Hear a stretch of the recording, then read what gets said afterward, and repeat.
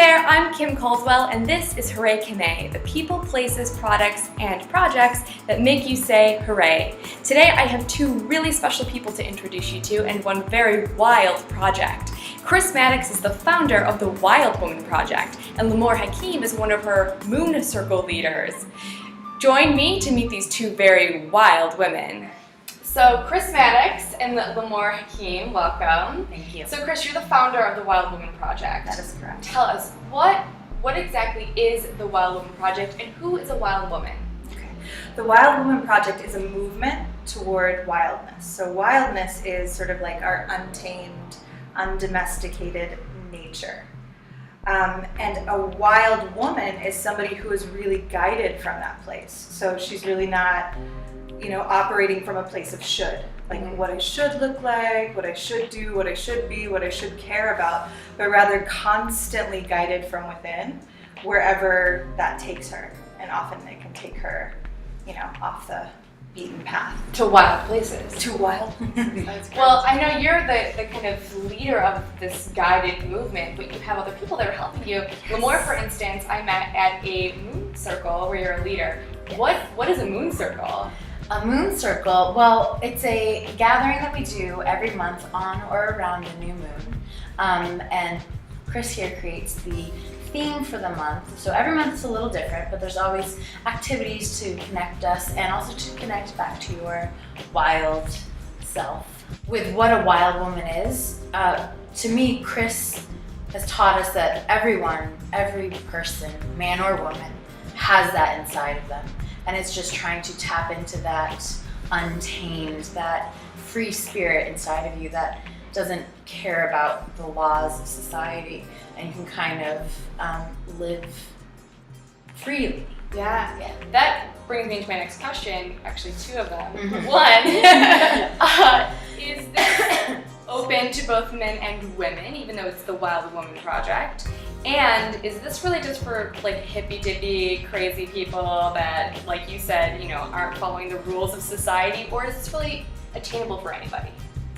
Do you want to do the man and I'll do the hippie? Yeah. And I'll say something to the society thing for a second. Sure.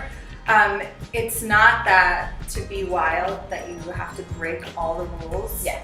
But the laws of nature, right? Like guidance, the seasons, the cycles, these things sort of teach wild women and men how to learn about themselves, their own cycles, like the own natural pace of nature, versus the sort of man-made society that we live in.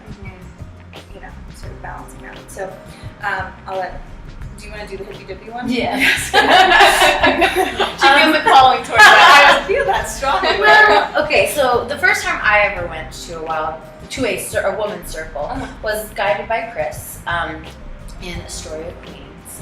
What? Astoria? Yeah. And I am not someone who is of the, how do I call it? I'm not like a crunchy granola yogi person. I do yoga, but I'm more of a practical, grounded person. Nothing against those. Hey, that's me too. That's totally me too. But so when I went to the circle, I wasn't sure what it was going to be, and I was sort of hesitant. I was like, are we gonna hold hands and sing Kumbaya, and I don't know what we're gonna do.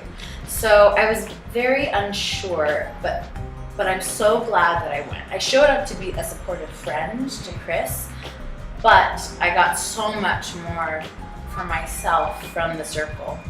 And it's just an opportunity to give yourself permission to say the things that you've kind of been thinking about, whatever problem you're going through or whatever doubts you have in your life.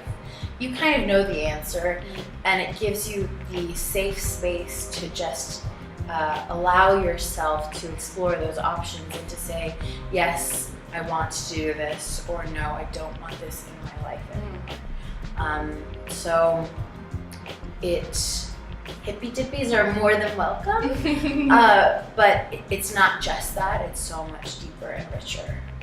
Yeah, what I've been told time and time again, to sort of piggyback on what Limor is saying, is no matter how much experience, because we have people from, first of all, I think it depends a lot on the circle leader herself, Sure. right? They attract their tribe. So I have some, I myself am pretty kind of crunchy myself. You know? So I love my hippie girls and guys. So I think that affects. But I think that there's, the range from, people in their early 20s, women in their late 60s, different socioeconomic backgrounds, different professions. I think the thing that is the through line, people attracted to this work are people who are like seekers. So that might be somebody who casually goes to a yoga class a week or something. It might be somebody who's really deep into their spiritual practice. Artists, like yourself. And healers. People who are naturally like in the healing arts. Maybe they're a yoga teacher or like a Reiki practitioner, but a lot of those people are attracted to the work, and they're sort of a sweet fit, but honestly it's very universal, the stuff that goes down in circle.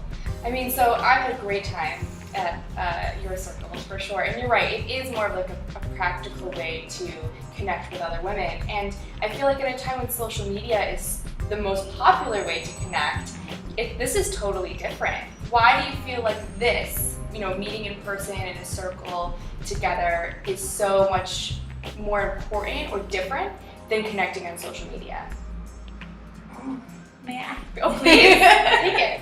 So do you know who Brene Brown is? I don't. Brene Brown is amazing. She's a shame researcher and a writer. She has a great TED Talk on vulnerability. Just type in vulnerability TED. She's amazing. And one of the things she's found in her research and in her work is that one of our deepest human needs is the want to belong. And I think when we go to social media, we're looking for that. We're looking like, I want to find, like, I want connection here. I want to feel like seen, and I want to see. I want to feel like I belong somewhere. And always with social media, in my experience, and from a lot of people that I know, it's a little empty. Like you never quite get there.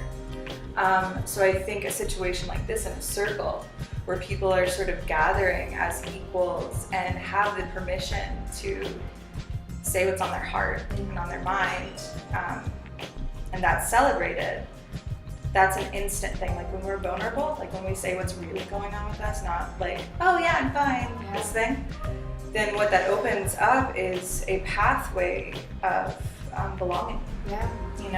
So I think that that's part of why people, that come feel really like a sense of connection that they really aren't able to find in our other social medias. And do you feel like you really find that in the circles that you host? Oh, without a doubt. Social media is a great tool to help get the word out, to help reach people that aren't in your immediate community yet. But with social media, you can put up a mask.